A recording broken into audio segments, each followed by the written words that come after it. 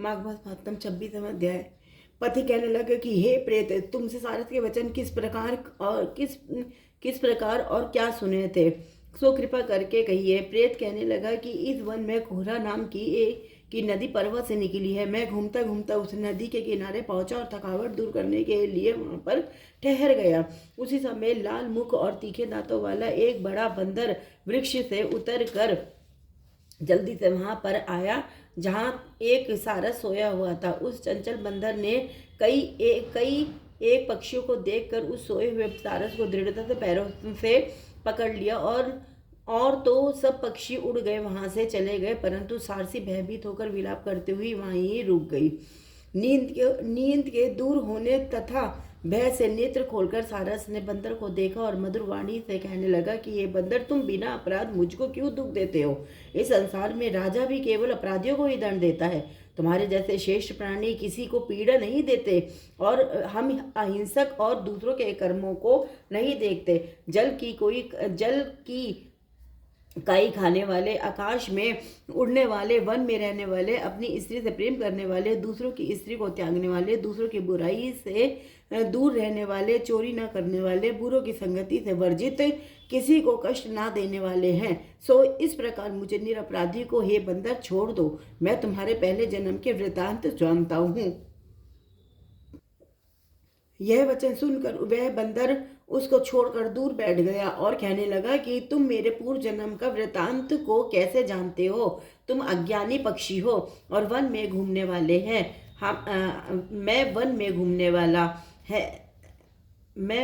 घूमने वाला है। सारस कहने लगा कि मैं अपनी जाति की स्मृति के बल से तुम्हारे पूर्व जन्म का सब वृतांत जानता हूँ। तुम पूर्व जन्म में विंध्य पर्वत के राजा थे और मैं तुम्हारे कुल का पूज्य पुरोहित था। तुम राजा होकर अपनी प्रजा को पीड़ा दिया करते थे। विवेकहीन तुमने मोह से धन इकट्ठा किया। सो वानर, प्रजा की पीड़न रूपी अग्नि की ज्वाला से तुम पहले ही तप चुके हो। पहले तुम कुंभीपाक नरक में गिरे गए। तुम्हारे शरीर को नरक में 3000 वर्ष बीत गए। फिर नरक से निकलकर बचे हुए पापों के कारण इस बंदर की योनि में आए हो और मुझको मारना चाहते हो। पूर्व जन्म में तुमने ब्राह्मण के बाग से लूट कर बलपूर्वक फल खाए थे। उसका यह भयंकर फल हुआ है कि तुम वानर और वनवासी हुए। प्राणी मशमेव अपने किए हुए कर्मों को भोगता है, इसको देवता भी हटा नहीं सकते। इस प्रकार मैं सारस का जन्म लेकर भी अज्ञान से मोहित नहीं हुआ। इतनी कथा कह सुनकर वानर कहने लगा कि यदि ठीक ही जानते हो तो बताओ कि तुम पक्षी कैसे हुए। सारस कहने लगा कि मेरी दुर्गति का कारण भी सुनो। तुमने नर्मदा नदी के किनारे पर सूर्य ग्रहण के समय बहुत से ब्राह्मणों के निमित्त 100 ढेर अन्न के दान किए थे। मैंने पूर्वताई को मध्य से थोड़ा सा ब्राह्मणों को दिया और बाकी सब मैं आप हर ले गया। इन ब्राह्मणों के द्रव्य का अपहरण करने के पाप से मैं पहले काल सूत्र नरक में और फिर रक्त करदूम नरक में, जहाँ पर बड़े बड़े कीड़े थे और रक्त तथा पीप से भरा हुआ नाभि तक नीचे सिर और ऊपर पैर किए हुए पीप चाटता हुआ उस दुर्गंध वाले नरक में कीड़ों आदि से काटा जानकर 3000 वर्ष तक उस यातना को भोगता रहा। मैं नरक के दुख का वर्णन नहीं कर सकता। फिर नरक की यातना से मुक्त होकर यह सारस का जन्म पाया, क्योंकि पूर्व जन्म में अपनी बहन के घर से कांसे का बर्तन चुराया था। इसको मैंने एक जुआरी को दिया, इसी से मैं सारस योनि में आया। यह मेरी स्त्री पिछले जन्म में ब्राह्मणी थी, इसने भी कांसे की चोरी की थी, इसी से यह मेरी स्त्री और सारसी हुई। यह सब मैंने तुमसे कर्म फल कहा, अब भविष्य की बात भी सुनो। अब मैं तुम और यह मेरी स्त्री भी हंस होंगे और काम रूप देश में सुख से निवास करेंगे। फिर इसके पश्चात गौर योनि में और फिर जाकर दुर्लभ मनुष्य योनि में प्राप्त होंगे।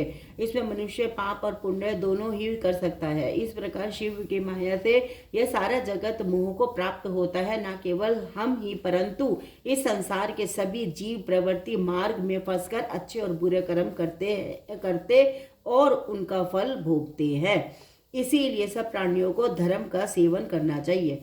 देवता, असुर, मनुष्य, व्याध, कीड़े मकोड़े सभी से यह कंटक रूपी मार्ग नहीं छूटता। केवल वेदांत जानने वाले योगी ही इस मार्ग से बच सकते हैं। इसी कारण बड़े बड़े महात्मा भी कर्म फल को टाल नहीं सकते। उपाय से तथा बुद्धि से कोई भी इसको नहीं बदल सकता। तुम पहले राजा थे, फिर नरक में गए, अब बंदर की योनि में वन वन में फिरते हो और फिर भी ऐसा ही जन्म पाओगे। ऐसा विचार कर आनंद पूर्वक और धैर्य धर कर विचरते हुए काल की प्रतीक्षा करो। तुम वानर नहीं कहा कि पहले जन्म में मैं तुम्हारी पूजा करता था, अब तुम मुझको प्रणाम करते हो। तुम जाति के स्मरण से मेरे पूर्व जन्म के वृतांत को जानते हो। आनंद पूर्वक रहो, तुम्हारा कल्याण हो। तुम्हारे वचनों को सुनकर मैं मोह रहित होकर वन में विचरूंगा। प्रेत कहने लगा कि हे पति, मैंने नदी के तट पर बंदर और सारस का संवाद सुना, तब मुझको बोध हुआ और मोह तथा शोक का नाश हुआ। हरे कृष्ण कृष्ण कृष्ण हरे हरे, राम राम राम हरे लक्ष्मी नारायण नारायण नारायण गोविंद नारायण नारायण नारायण परिवृत नारायण नारायण सीता नारायण नारायण नारायण नारायण हर हर महादेव हर हर महादेव हर हर महादेव। श्री शिवाय नमस्तुभ्यं श्री शिवाय नमस्तुभ्यं श्री शिवाय नमः। ओमकारेश्वर ज्योतिर्लिंग महादेव की जय। ओमकारेश्वर ज्योतिर्लिंग महादेव की जय। ओमकारेश्वर ज्योतिर्लिंग महादेव की जय। नमः शिवाय। ओम नमः शिवाय। ओम नमः शिवाय। राधे राधे। श्याम श्याम।